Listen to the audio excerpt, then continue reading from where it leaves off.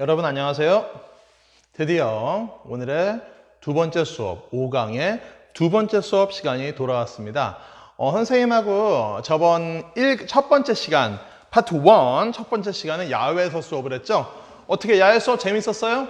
선생님은 상당히 즐거웠어요. 지금 야외 수업 끝나고 다시 교실로 들어왔습니다. 교실에 들어와서 화면을 보면서 공부해 보도록 합시다. 좀 쉬었으니까 다시 시작해도 되겠죠? 좋아요. 시작할게요.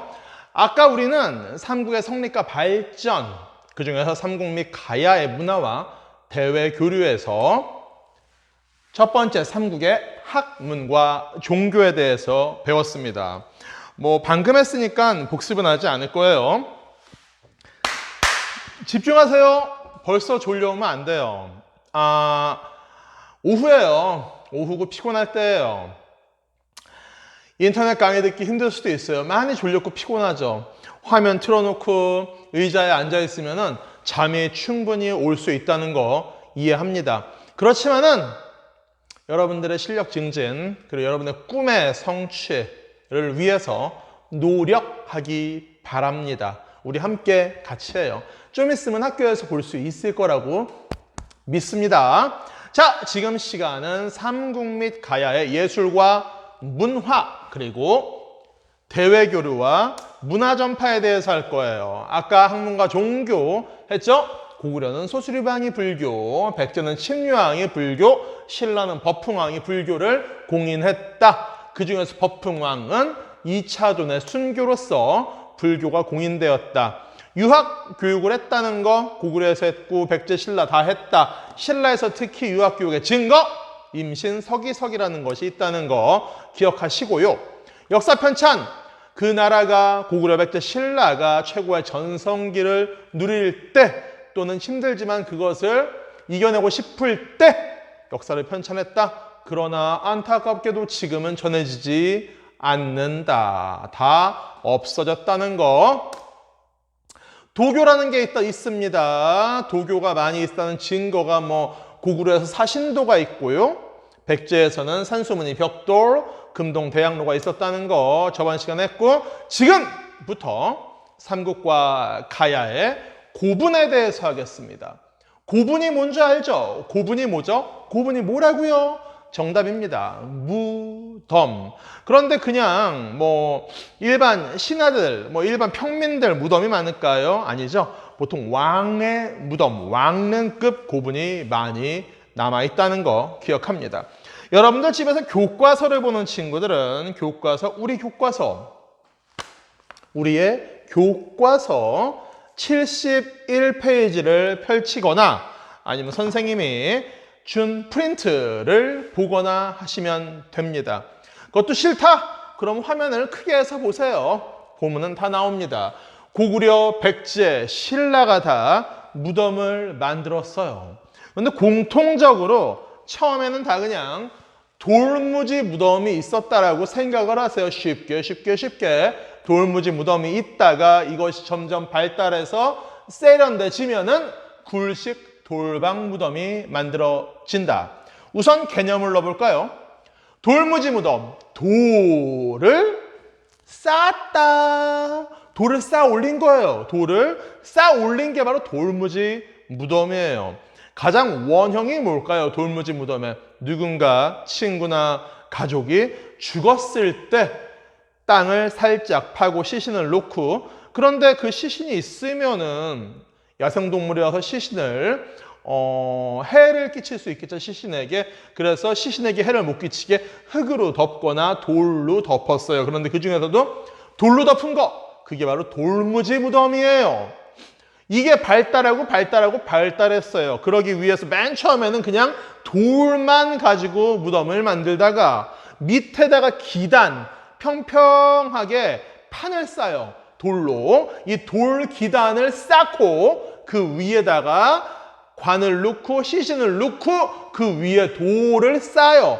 이게 바로 돌무지 무덤의 발달 과정이에요. 그렇게 하다가 기단의 수가 1단, 2단, 3단, 4단으로 올라가기도 하고 그 다음에 거기에다가 돌무지를 쌓고 그래서 돌무지 무덤이 점점 거대해지죠. 여러분이 살고 있는 동네 이 근처에도 돌무지 무덤이 있습니다. 어디? 서울 석촌동 고분군. 여러분의 누군가에는 집 바로 옆일 수도 있습니다. 석촌동 고분군이 바로 대표적인 돌무지 무덤이죠. 이러한 돌무지 무덤의 최고 완성형이 바로 장군총이에요. 기단 맨 위에다가 돌방을 만들고 무덤을 만들었으니 돌무지 무덤의 완성형 장군총이 나왔습니다. 굴식 돌방 무덤은 돌을 싸서 복도를 만들어요. 복도를 만든 다음에 여기다 사진 띄워줄 거예요. 복도를 만든 다음에 그 안에다 돌로 또 방을 만들어요. 복도를 지나가면은 방이 있고 그 안에 관을 놓고, 그럼 방에는 공간이 남잖아요. 그 공간을 어떻게 했을까요? 그냥 냅둘까요? 왕의 무덤인데 그냥 썰렁하니 놔두면 이상하잖아요. 그래서 뭘 했죠? 그림을 그려서 벽을 채웠죠. 정답. 굴식 돌방 무덤에는 벽화가 상당히 많이 나온다는 거 이따가 보도록 하겠습니다. 자, 고구려는 돌무지 무덤에서 굴식 돌방 무덤으로, 백제 고구려 계통이죠. 초기의 돌무지 무덤, 아까 얘기한 서울 석촌동 고분, 웅진시대 한성에서 웅진에서 사비로 3단 변신했다는 거 저번 시간에 봤습니다. 그러다가 굴식 돌방 무덤으로 이제 발전합니다. 공주 송산리 고분, 그러다가 벽돌 무덤이 등장을 하죠. 문영왕릉, 중국 남조 스타일의 문영왕릉. 사비시대에는 다시 굴식 돌방 무덤이 나옵니다. 부여 능산리 고분이죠. 굴식 돌방 무덤 벽화 나옵니다. 굴식 돌방 무덤 역시 벽화 나옵니다. 굴식 돌방 무덤 벽화 나옵니다. 돌무지 무덤들은 벽화가 나올 만한 공간이 없습니다. 벽화를 그릴 장소가 없어요. 자, 신라 돌무지 덧널 무덤이에요. 돌무지 덧널 무덤은 뭐냐면요, 기단을 쌓고 거기다가 널로 만든 관을 만들어요. 시신을 넣어요. 그러 다음에 또 나무 널을 한 단, 덧널이니까, 그러니까 쉽게 얘기해서 나무로 조그맣게 방을 만든다고 생각하면 돼요. 땅바닥에 관 넣고 그 관 옆에다가 또 나무 상자를 뒤집어 씌워서 아주 조그마한 방 같은 걸 만들어요. 높거나 넓지 않아요. 그런 다음에 거기다가 뭘 넣냐? 관과 그 외 부장품들을 넣는 거죠. 그리고 그 부장품들을 넣은 나무 덧널, 두 번째 널, 2단 널, 덧널 위에다가 엄청난 몇백 톤의 돌을 막 쌓아놔요. 그리고 쌓아놓은 돌 위에 또 흙을 막 덮어놔요. 이게 바로 천마총, 돌무지 덧널 무덤. 돌무지 덧널 무덤은 여러 가지 보물들이 많이 있을까요? 없을까요? 있죠. 왜 없을까요? 처음에 많이 넣어서? 아니에요. 다 부장품은 넣어요. 그런데 돌방 무덤 같은 경우에는 도굴꾼에 의해서 도굴이 되게 쉬워요. 복도로 들어가는 문만 깨부수면 들어가서 다 훔쳐올 수 있으니까. 그런데 돌무지 덧널 무덤은 부장품을 빼기가 너무 힘들어요. 그 많은 흙과 돌을 다 뒤집어 까야 되니까 천마총은 그래서 완전한 형태로 남아 있었습니다. 이 천마총에서는 천마도가 나왔습니다. 그림이죠. 선생님, 아까 돌무지 덧널 무덤에 벽화 없다며요. 정답이에요. 천마도는 벽화가 아니에요. 그냥 요만한 그림이에요. 말 안장이 뭔지 알죠? 말을 타려면 안장이 있어야 될 거 아니에요. 말 안장 측면에다가 장식용으로 붙이는 그림, 보통 말탈의 그림이라 그러죠. 그게 바로 천마도고, 천마도가 발견된 무덤이어서 천마총. 통일 이후에는 굴식 돌방 무덤이 있었다는 거, 대표적인 거 성덕 대왕릉. 아까 여기 설명하다가 선생님이 혓바닥을 씹었는데 와, 아팠어요. 그런데 그냥 수업을 진행했어요. 선생님은 여러분을 사랑하니까요. 계속합니다. 신라는 이렇게 됐고요. 교과서에 보면 가야가 나올 거예요. 여기 난 정리 안 했는데, 가야는 초기에는 널무덤을 만들었어요. 널판지 모양으로 그냥 관 같은 거 만들고 흙 쌓아놓은 거 널무덤. 그 다음에 덧널무덤, 2단 널이 있는 무덤. 그런 다음에 후기에는 구덩식 돌널 무덤 만들다가 결국 여기도 최종 형태 굴식 돌방 무덤까지 가야도 진행했다는 거 뭐 이 정도로 기억하세요. 머릿속에 넣는다. 무덤들은 대다수가 돌무지 무덤이었다가 그 다음에 굴식 돌방 무덤으로 바뀌었다. 이게 가장 마지막의 형태라는 거 우리 모두 다 함께 굴식 돌방 무덤. 테스트. 삼국의 고분의 완성 형태는 무엇일까요? 5, 4, 3, 2, 1, 땡! 정답은 굴식 돌방 무덤. 다음 페이지. 껴뭇거리와 고분 벽화. 껴뭇거리가 뭐죠? 바로 부장품입니다. 위대한 사람, 왕이 죽었을 때 그가 쓰던 물건, 좋은 물건, 그런 걸 갖추는 거죠. 사후 세계의 인식, 죽은 다음의 세계에 대해서 얘기하는 겁니다. 영혼 불멸, 영혼은 없어지지 않는다. 그래서 죽은 다음에도 사용하려고 다양한 부장품, 껴뭇거리를 함께 매장했습니다. 뭐 여러분들 지금 집에만 있으니까 어쩌면 안 갈 수도 있는데 국립중앙박물관이라는 곳이 있습니다. 선생님이 정말로 좋아하는 곳이죠. 국립중앙박물관은 선생님은 1년에 보통 10번 정도는 꼭 가요. 이번에도 갔다 왔어요. 바로 그저께 갔다 왔어요.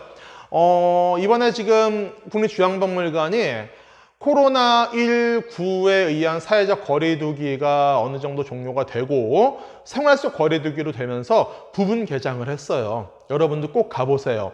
예약을 하고 가면 더 좋고요. 가면 현장에서 예약할 수도 있습니다. 그래서 한 번에 갈 수 있는 사람의 들어갈 수 있는 입장객의 수를 조절해서 개인 간격을 충분히 주고 있어요.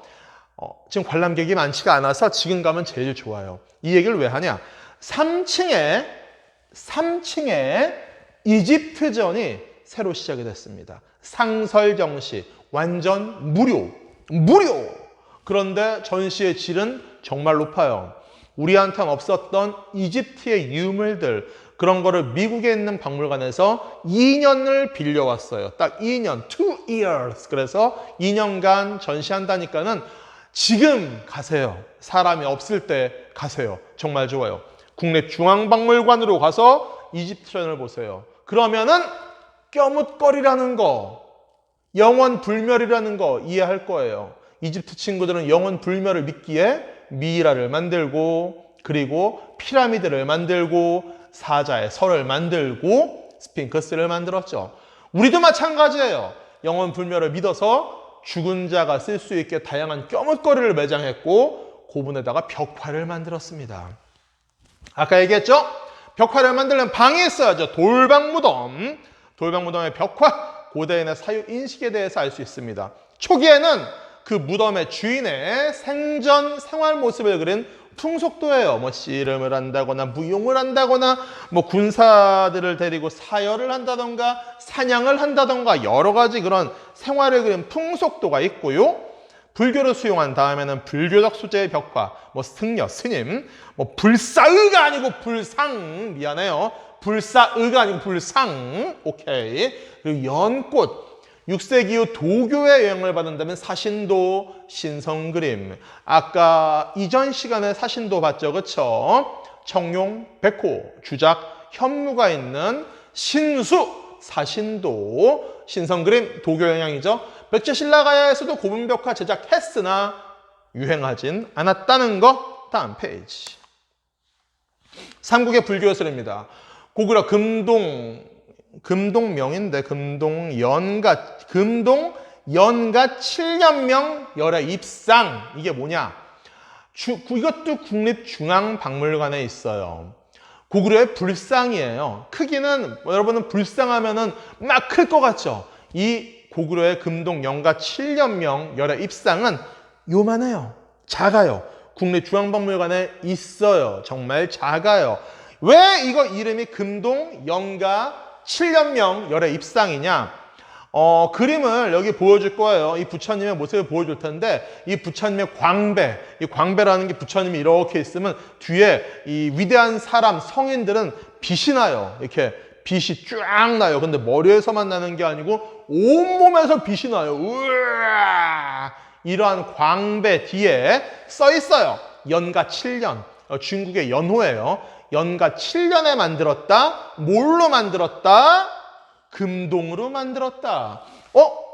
순수 금, 골드? 아니에요. 주 재료는 몸뚱이는 동으로 만들고 그 다음에 골드로 도금을 했는데 불상의 뒤에 연과 7년이라고 써있고 이 부처님은 열애 부처님이다. 석가열애. 열애 부처님인데 어떻게 있다? 입상. 설립.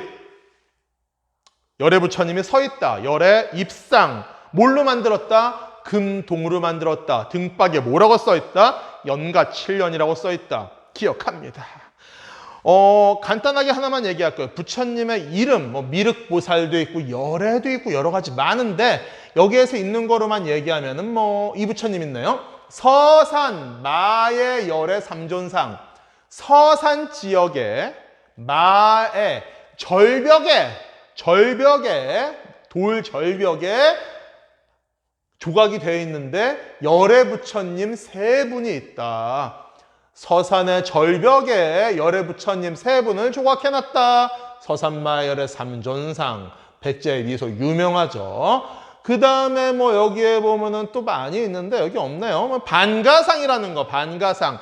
여러분들 금동 미륵보살 반가 사유상이라고 있습니다. 여기 써 있습니다. 금동 미륵보살 반가 사유상 보일 겁니다. 금동 이 부처님은 뭘로 만들었다? 금동으로 만들었다. 동으로 만들고 금으로 코팅했다. 미륵보살 따라서 미륵은 바로 미래에 오실 부처님이에요. 아직 안 왔어요. 이 세상이 박살나고 있을 때, 괴로울 때, 모든 사람이 슬퍼할 때 메시아처럼 미래에 등장하는 부처님, 미륵불, 바로 미래불, 이 세상의 구원불, 이게 바로 미륵불이죠. 금동으로 만든 미륵보살인데 어떻게 하고 있다? 반가하고 있다. 반가. 앞바다리를 하고 있는, 이게 밑을 보여줄 수가 없네요. 양반다리를 하고 있다가 한 발을 밑으로 내려요. 이게 바로 반가부자였다. 반가. 사유, 생각, thinking. 사유. 오케이? 보여요? 사유. 생각한다. 금동 미륵보살 반가 사유상. 보이고 있죠? 오케이. 처음부터 다시 합니다. 백제 금동 내양로. 아까 했으니까 패스. 서산마의 열애 삼존상. 서산의 절벽에 있는 열애 부처님 세 분의 조각. 백제의 미소 정말 아름답습니다. 실제로 보면은 너무 초라하지 않나고 하겠지만은 이게 가만히 보고 있으면은 이 햇빛의 흐름에 따라서, 햇빛의 각도에 따라서 부처님의 미소가 바뀝니다. 모습이 바뀝니다. 인간사의 모든 그런 희노애락과 표정이 다 있는 조각. 바로 서산마의 열애 삼존상이죠. 익산 미륵사지 석탑. 탑은 불교예술의 정점이죠. 탑. 보통 스투파에서 온 말인데 이 탑은 왜 만들었을까요? 바로 부처님 석가모니의 사리를 보관하기 위해서 만든 게 바로 이 탑입니다. 그래서 절에서, 사원에서, 템플에서 가장 중요한 건축 중심이 바로 탑이죠. 이 탑을 중심으로 모든 게 만들어지는 겁니다. 탑은 뭐가 들어있다? 사리가 들어있다. 부처님의 진신 사리가 들어있거나 위대한 승려들의 사리가 들어있다. 사리가 뭐냐고요? 그거는 나중에 다시 얘기해 줄 건데요. 고승, 이런 되게 덕이 높으신 분들, 이런 사람들이 돌아가시죠. 스님들이 돌아가시는 걸 입적이라 불러요. 입적한 다음에 화장을 하면은 몸에서 나오는 광채가 빛나는 구슬을 바로 살이라고 하죠. 과학적으로 설명할 수는 없지만 어떻게 해요? 진짜로 존재하는데요. 미안해요. 물 한잔 할게요. 부여 정림사지 5층 서탑. 정림사지라는 건 정림사가 없어요. 그 흔적만 남아있다는 거. 정림사의 흔적에 있는 5층 석탑.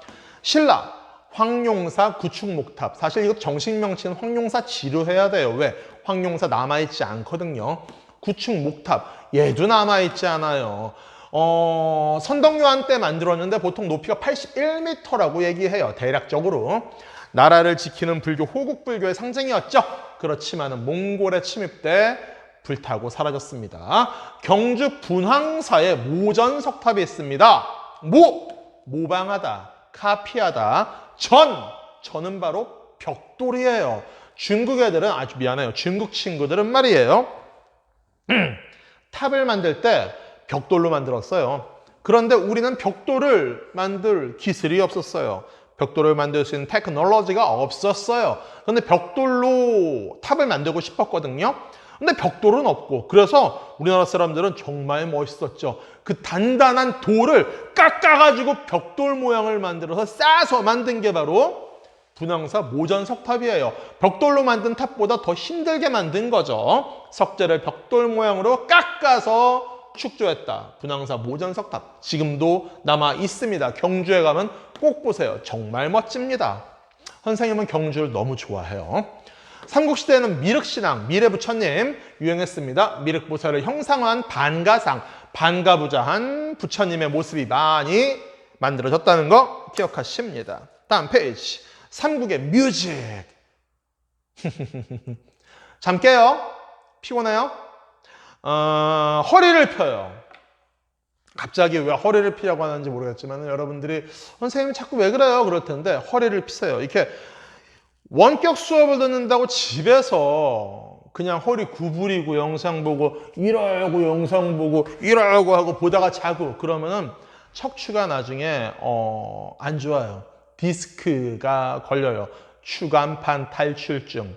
선생님도 자세가 워낙 나빠가지고 20대 말에 추간판 탈출증, 보통 디스크라 하죠. 걸려가지고 되게 고생했어요. 병원비를 뭐 거의 한 600 정도 그 이상, 그 옛날 이상 썼었어요. 여러분 자세만 바르게 하고 허리만 쫙 펴도 건강을 얻을 수 있고 그리고 필요 없는 돈이 나가는 것도 막을 수 있습니다. 그야말로 일석이조죠.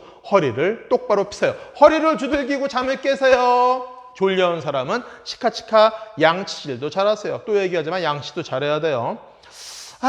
진짜로 수업하면 선생님은 여러분들한테 이런 잔소리 같은 것도 많이 해요.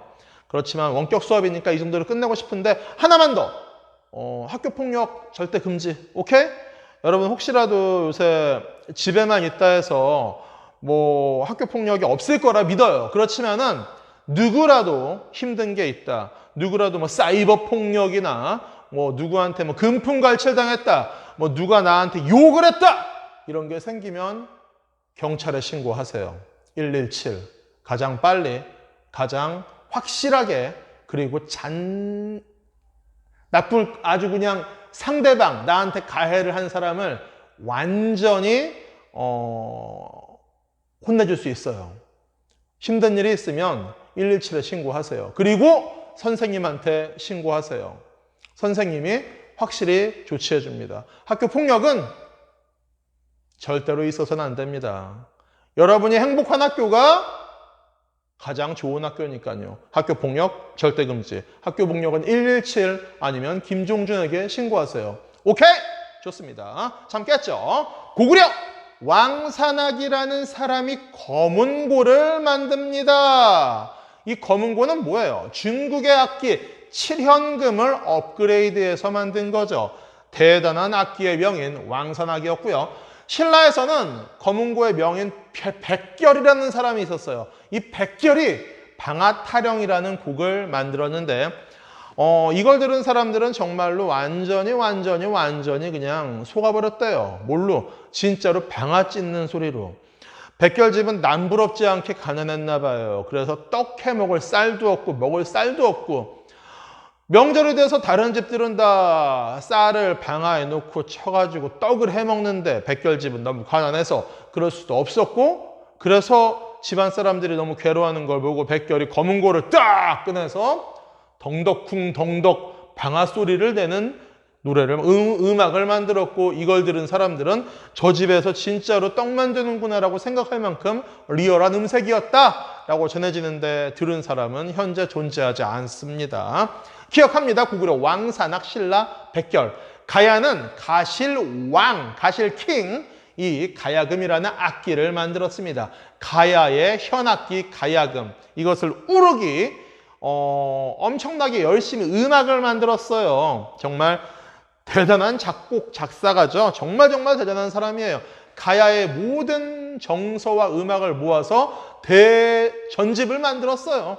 그런데 가야가 멸망했죠. 신라한테. 그래서 우르은 가야금을 가지고 제자와 함께 신라에 갔고 신라의 가야 음악을 전파했고 결국 가야금은 신라에서 더 융성하게 발전합니다. 일본에서는 가야금은 신라금이라고 불렀대요. 팩트입니다. 그 다음 삼국의 과학기술 Science Technology입니다. 천문학 하늘을 봅니다. 하늘을 봅니다. 하늘을 봅니다. 왜 하늘을 볼까요? 하늘을 보면 뭐가 좋을까요? 1년의 움직임, 올해가 언제쯤일까? 지금의 기후가 어떻게 될 것인가? 이런 걸 볼 수 있게 농경과 관련된 내일의 날씨 그런 거 예상할 수 있게 해주기 때문에 천문학이 되게 중요했습니다. 세계사에서 배웠을 거예요. 이집트가 천문학이 발달한 이유, 나일강의 범람을 미리 알기 위해서였다. 우리도 마찬가지예요. 천문학은 농경과 밀접한 연관이 있다는 거 기억하십니다. 그리고 왕의 권위를 하늘과 연결하죠. 그러니까 천문학 중요하고요. 고구려 천문도 고분벽화에 있는 별자리 그림 상당히 자세해요. 이러한 별자리 그림이 조선 초기에 땅의 지도와 하늘의 지도를 만듭니다. 나중에 조선시대 때 배울 거예요. 하늘의 지도, 천상 열차 분야 지도의 자료가 됩니다. 고구려께 조선까지 이어진다는 거. 또 신라에선 첨성대가 있었죠. 세계에서 현재까지도 존재하는 가장 오래된 천문대, 첨성대. 우리의 자존심입니다. 우리의 자부심입니다. 그리고 여러 가지 수학적 지식이 무덤을 만드는 데나 불탑을 만드는 데나 그런 데 이용됐다는 거 좋습니다. 자, 오늘의 마지막 부분이 거의 다 왔습니다. 벌써 27분이 지나가고 있습니다. 삼국 및 가야의 대외 교류와 문화 전파, 대외 교류, 외국과의 교류죠. 그리고 문화 전파. 삼국이 교류한 외국 하면 어디가 있을까요? 삼국에서 대륙으로 가면 있는 중국, 그리고 바다 건너 있는 일본, 이들과의 교류입니다. 우선 중국과의 교류입니다. 고구려는 우리 한반도의 위쪽에 있으니까 중국의 북쪽에 있는 왕조, 그리고 초원길을 통해서 북방민족들, 보통 중국 친구들이 오랑캐라 부르거나 유목민족이라 하는 친구들, 그 친구들과 교류했고요. 그래서 중국 및 서역 문물을 수용했습니다. 서역은 지금의 중앙아시아 쪽 지나서 있는 곳, 그때는 페르시아, 사우디아라비아, 그쪽까지 사람들과도 교류를 했어요. 그래서 서역 사람들이 우리 삼국시대에 와가지고 한반도에서 생활했다는 기록도 있습니다. 여러분들 색목인이라고 알아요? 색목인. 이들이 바로 서역 사람이에요. 색목인이 뭐죠? 색, 칼라, 목, 눈목. 눈에 색깔이 있다. 파란 눈의 소유자, 서역인들, 페르시아 장사꾼들, 사우디아라비아 장사꾼들, 아라비아 장사꾼들, 그리고 로마인. 와우. 그 당시에 로마 사람들이 우리 한반도까지 왔다는 기록은 없지만 중국까지 왔다는 기록은 있습니다. 아마도 한반도까지 오지 않았을까 예상해 봅니다. 백제. 북쪽은 고구려에게 막혔으니까 해로 바닷길을 통해서 중국 남조의 국가들과 활발하게 교류를 했다. 고구려는 중국의 북쪽 나라, 백제는 중국의 남쪽 나라들과 많이 교류했다. 특히 양나라하고 교류 많이 했다는 거. 증거, 무령왕릉, 중국 남조 스타일의 무덤, 벽돌 무덤이라는 거. 정말 중요하겠죠. 수능에도 나올 수 있는 문제라는 거. 신라, 고구려와 백제의 도움으로 중국과 처음에 약간 교류했습니다. 신라 너무너무 약하잖아요. 그러나 한강유역을 진흥왕이 차지합니다. 성왕을 배반하면서 한강유역을 신라가 차지한 다음에 중국과 직접 교류를 하고 한반도 최강자의 테크트리를 탄다. 이겁니다. 오늘의 마지막 수업, 일본과의 교류. 백제! 삼국문화의 일본 전파에 가장 크게 기여했습니다. 백제가 제일 많이 줬죠. 백제 1왕가와도 혈연적으로 상당히 많은 연관이 있다는 연구 결과가 있고요. 유학, 저번 시간에 얘기했던 중국의 공자가 만든 유학, 그것을 백제의 아직기야 왕인이 일본에 전파해 줍니다. 불교는 놀이사치계, 다 사람 이름입니다. 신기하죠? 사찰, 건축, 예술 이런 거를 백제에서 왜 일본으로 전파한다는 거 기억하십니다. 그 다음에 고구려는 담징이 종이와 먹 제조 방법을 전수했습니다. 호류사의 금당벽화라는 거를 그릴 정도로 외에서 가장 중요한 사람이었죠. 고구려의 담징 기억하시고요. 그리고 해자가 쇼토쿠 성덕이에요. 성덕, 쇼토쿠 태자, 성덕 태자의 스승이었어요. 이 성덕 태자, 쇼토쿠 태자는 일본에서는 정말 위대한 사람이었죠. 일본 화폐에도 제일 많이 나오고 일본의 수입 인지나 우표나 그런 데서도 되게 엄청나게 많이 나오는 일본의 고대의 최고 위인 쇼토쿠 태자의 스승이 바로 해자였다는 거 기억합니다. 선생님 발음이 좀 꼬이고 있습니다. 미안해요. 물 한 잔 마실게요. 고구려는 원래는 일본하고 별로 친하게 지내지 않으려고 그랬어요. 근데 한강을 고구려가 이제 다 뺏기잖아요. 신라한테. 신라를 견제하기 위해서 고구려는 일본과 친하게 지냅니다. 국제정치는 다 이렇게 먹고 먹히는, 물고 물리는 좀 관계가 있는 거죠. 만약에 고구려가 한강 계속 먹고 있었으면은 일본에게까지 사람들 파견 안 했겠죠. 왜 고구려는 중국과도 외교하기 바빴으니까요. 일본의 다카마스 고분벽화가 고구려 수산리 고분벽화와 흡사하다. 이건 자료 화면으로 보도록 하겠습니다. 신라, 조선술, 배 만드는 기술이죠. 조선술을 전수했고요. 그리고 가야는 철기문화, 토기 제작 기술을 전수했다. 가야가 망한 다음에 가야의 유민들이 일본으로 많이 건너갔대요. 그래서 그들이 가야의 토기 제작 기술을 가지고 일본의 토기를 만들었으니 그 토기가 바로 스에키 토기라고 합니다. 오늘의 마지막 내용이에요. 삼국의 금동 미륵보살 방가사유상과 일본의 고류사 목조 미륵보살 방가사유상의 그림을 보면서 오늘 수업 마칠까 합니다. 이 목조 미륵보살 방가사유상은 일본의 국보료예요. 자, 보도록 합니다. 아이고 다시 위로 한번 가볼까요?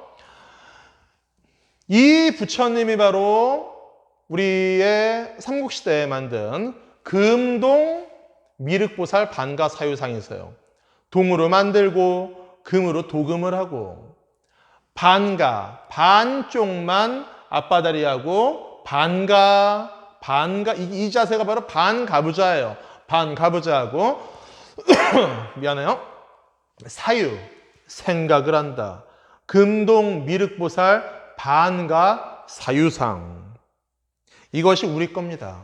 이 부처님은 바로 일본의 부처님이에요. 고류사라는 절에 있는 미륵보살 목조 미륵보살 반가사유상이죠. 나무로 만들었어요. 그리고 똑같이 미륵 부처님이고요. 반가부좌 하고 있고요. 사유하고 있습니다. 마치 쌍둥이와 같이 너무 똑같죠. 일본 사람들도 이건 인정해요. 자기들 국보 1호지만 이것은 아마 삼국의 어떤 나라에선가 만들어서 일본에게 건너왔을 것이다. 삼국 중에서 어떤 나라인지는 확실하게 밝혀지지 않았고요. 어찌됐건 이것이 바로 고대 삼국과 일본의 교류의 흔적이라는 거 기억하고요. 여러분들이 이걸 보고 일본의 국보가 목조 미륵보살 반가사유상인데 우리 삼국이 만든 거니까 삼국이 짱이에요. 잘났어요. 일본에 그런 생각은 가지지 않기 바랍니다.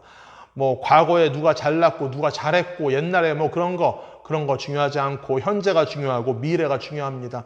우리 한국과 일본은 아주 가까운 데 있는 이웃 나라로서 발전을 위한 동반자로서 친하게 지내야 됩니다. 물론 과거 청산은 해야 됩니다. 일제시대에 대한 반성사과, 위안부 문제에 대한 반성사과, 독도 문제에 대한 반성사과, 그런 것들 우리가 사과 받아야 될 거는 확실히 받아야 되지만은 이거를 가지고 무조건 싸우지는 않아야 됩니다. 우리 중학생 여러분, 우리 역사를 배우는 사람들은 편협된 사고방식 갖지 않고 좀 더 열린 마음 가지고 생각하고 자기가 연구하고 자기가 공부해서 자기가 결정을 내리기 바랍니다. 남의 의견을 무조건 따르지 않는 멋진 사람이 되기를 바랍니다. 삼국 및 가야의 문화와 대외교류를 하다가 갑자기 좀 무거운 얘기까지 나왔는데요. 본 수업 때 이런 건 다시 한번 얘기하겠습니다. 정말 멋진 부처님들입니다. 쌍둥이 부처님입니다. 오늘은 이것으로 마치겠습니다. 제5강 삼국 및 가야의 문화와 대외교류 수업을 이것으로 마치겠습니다. 여러분 안녕!